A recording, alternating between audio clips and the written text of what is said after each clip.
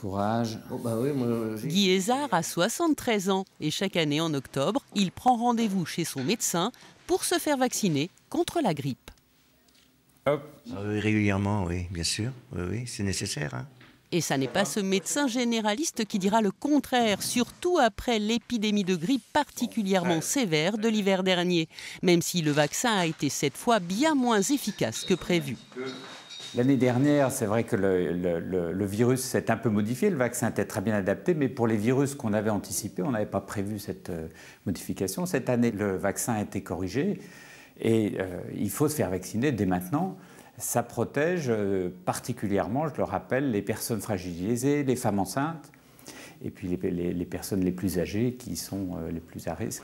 Des personnes à risque pour qui le vaccin est gratuit, mais qui sont loin d'être toutes convaincues de son utilité, même si dans cette pharmacie, ce serait plutôt l'inverse. Je reçois le papier de la sécurité sociale, donc je le fais systématiquement. Est-ce que vous allez vous faire vacciner contre la grippe, monsieur? Non, jamais. Et tous les ans, je me fais vacciner.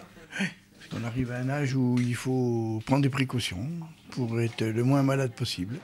Cette année, le vaccin contre la grippe devrait être efficace à 60%, une protection élevée mais pas totale. Elle est impossible contre les différents virus grippaux en circulation.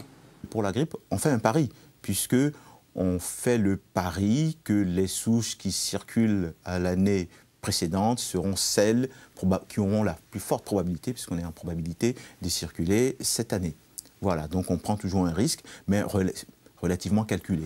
Une certitude, le vaccin évite de graves complications. L'hiver dernier en Bourgogne, 68 personnes avaient dû être hospitalisées en réanimation.